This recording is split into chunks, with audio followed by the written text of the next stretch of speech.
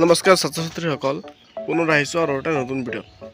এইটো ভিডিঅ'ৰ জৰিয়তে আমি আলোচনা কৰিম যিসকল ছাত্ৰই 2024 চনত মেট্ৰিক পৰীক্ষা দিছে সেইসকল ছাত্ৰৰ বাবে এই ভিডিঅ'টো অতিকৈ গুৰুত্বপূৰ্ণ হ'বলৈ গৈছে। কাৰণ এইবাৰ যিসকল ছাত্ৰই মেট্ৰিক পৰীক্ষা দিছে বহুতে উত্তীৰ্ণ হৈছে অতি সুখ্যাতিৰে।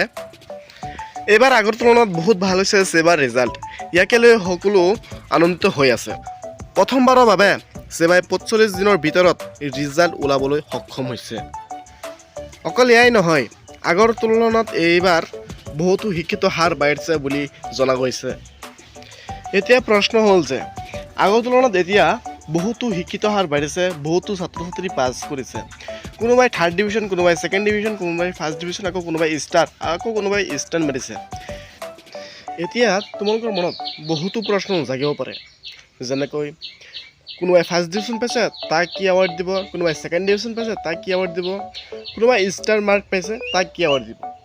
এতিয়া আমি আলোচনা কৰিম সকলো ডিটেইলছত যে কিমান পালে এৱাৰ্ড দিব, কিমান দিব, সকলো বিষয়ত আজি এইটো ভিডিঅ'ৰ জৰিয়তে আমি আলোচনা কৰিম।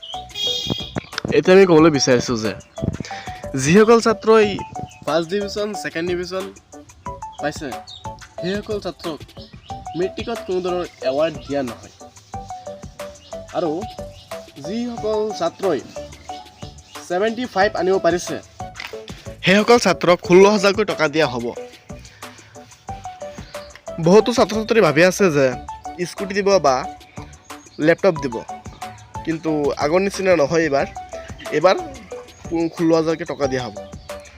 কিন্তু এই 16,000 টকা তোমালোকে কেনেকৈ লাভ কৰিবা, কেনে প্ৰক্ৰিয়া তুমি এইটো এপ্লাই কৰিবা, সকলো বিষয় এইটো চেনেলৰ জৰিয়তে আমি তোমালোকক জনাম আৰু এটা ভিডিঅ'।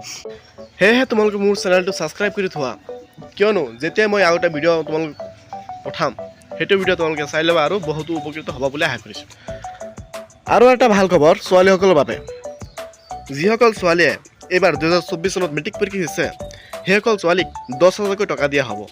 সিহঁতক কোনো ধৰণৰ ভাল পাৰ্চেণ্টেজ নালাগে, যেনে তেনে পাছ কৰিলেই হ'ব। আৰু ছোৱালীসকলৰ বাবে যিকোনো কলেজত এডমিশ্যন ফিজ ফ্ৰী কৰি দিছে মামাই।